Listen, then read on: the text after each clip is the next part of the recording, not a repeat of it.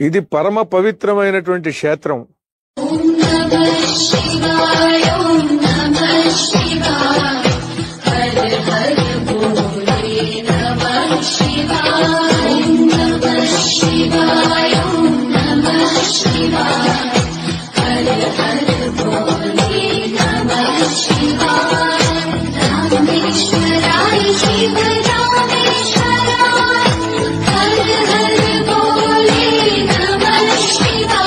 ఈ ప్రాంతంలో ఒక శివభక్తుడు రోజు అడవికి వచ్చి పూలు కోసుకుని తీసుకుని వెళ్లి శివుడికి ఆ పుష్పార్చన చేసేవాడు.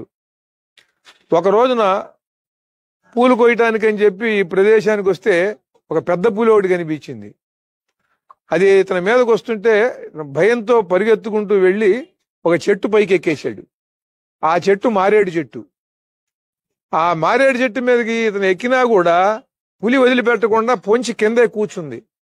సాయంత్రం అయింది, చీకటి పడుతోంది, పులి అల్టల్లా. ఇతను అప్పుడు జ్ఞాని అయిన వాడు ఏం చేస్తాడు అనేటువంటిది, జ్ఞానం ఎందుకు కావాలి అని అంటే ఇక్కడ మనకి ఈ కథలో మనకు తెలుస్తుంది.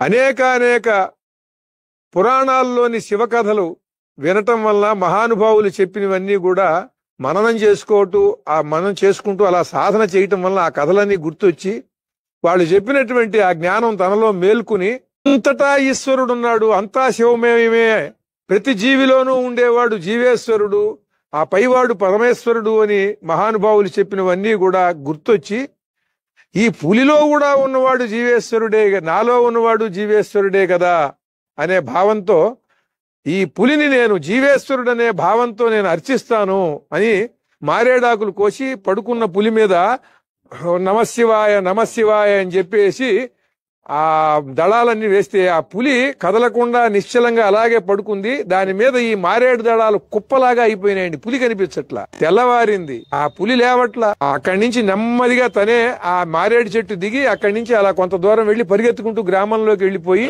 అక్కడ ఉన్నటువంటి వాళ్ళందరికీ కూడా చెప్పాడు, ఇలా పులి వచ్చింది అని. అంటే అందరూ కర్రలు, బరిసెలు, ఈటలు పట్టుకుని వచ్చారు. వచ్చి చూస్తే పెద్ద కుప్ప ఉన్నది, మారేడు దళాల కుప్ప.